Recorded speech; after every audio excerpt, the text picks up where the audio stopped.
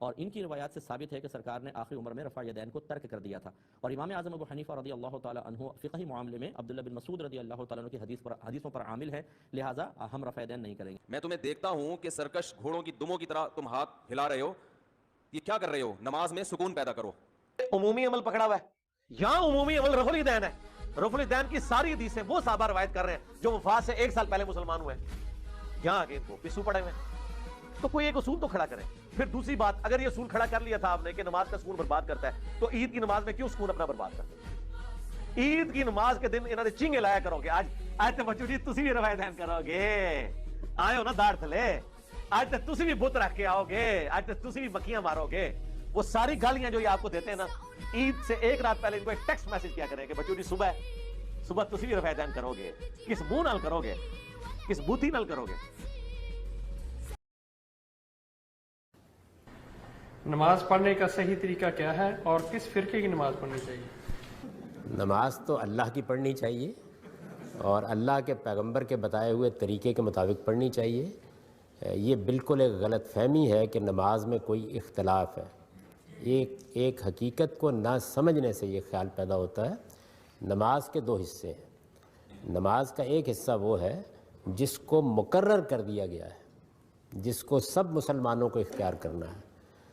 اس میں کچھ اعمال ہیں، آپ ہاتھ اٹھا کے نماز کی ابتدا کرتے ہیں، قیام کرتے ہیں، آپ رکوع میں جاتے ہیں، آپ اٹھتے ہیں، آپ 2 سجدے کرتے ہیں۔ آپ کو اگر 2 رکعتیں پڑھنی ہیں تو آپ کچھ دیر کے لیے بیٹھتے ہیں۔ اگر آپ کو نماز ختم کرنی ہے تو آپ منہ پھیر کر نماز ختم کر دیتے ہیں۔ یہ اعمال ہیں نماز کے جو مقرر کر دیے گئے ہیں۔ پوری مسلمان امت میں کسی فرقے میں کسی گروہ میں ان میں کوئی اختلاف نہ کبھی ہوا ہے نہ ہے۔ پھر نماز کے اذکار ہیں جو مقرر کیے گئے ہیں، وہ کیا ہیں؟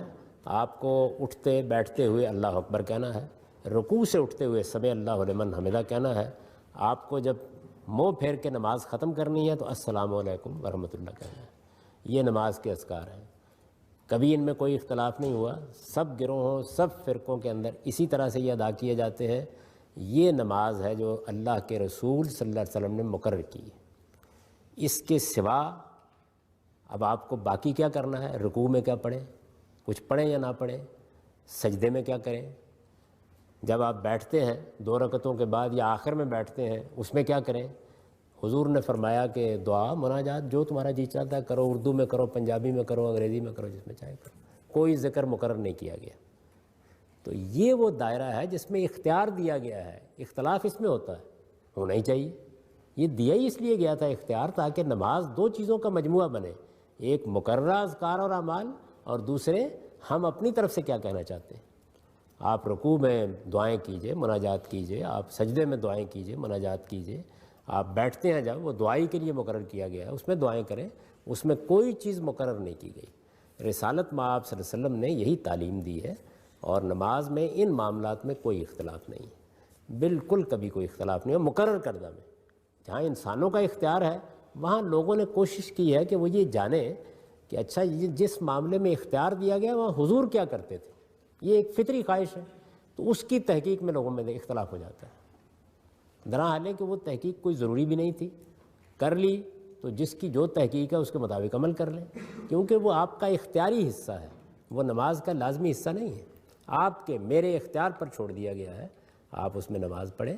اور یہی وجہ ہے کہ جو حصہ دعا کے لیے مقرر کیا گیا ہے، لوگوں کو چونکہ اس میں عربی کی چند چیزیں سکھا دی گئی ہیں، وہ ان کو پڑھنے کے بعد سلام پھیرتے ہیں، پھر کہتے ہیں یہ دعا کرنی ہے، حالانکہ دعا کے لیے تو خود نماز تھی، وہ آپ سجدے میں کریں، وہ آپ رکوع میں کریں، جو اللہ تعالیٰ سے باتیں کرنی ہیں کریں، جس زبان میں چاہتے ہیں کریں۔ لیکن نماز کے لازمی اذکار کیا ہیں؟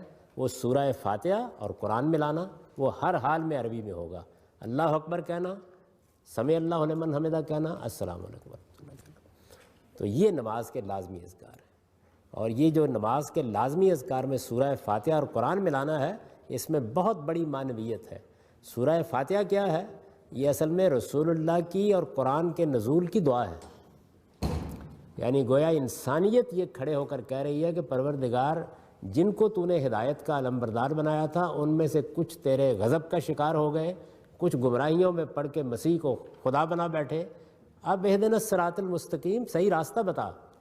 اس کے جواب میں قرآن نازل ہوا ہے، تو تو اس کو آپ ایک سمبولک طریقے سے اپنی نماز میں روزانہ یاد کرتے ہیں، یعنی وہی دعا کرتے ہیں، پھر قرآن کا کوئی حصہ پڑھتے ہیں. یہ لازم ہے، عربی میں ہوگا، قرآن مجید کا کوئی ترجمہ نہیں بلکہ یہی پڑھے جائیں گے. باقی نماز آپ کی یا اسی میں سارے اختلافات ہوں.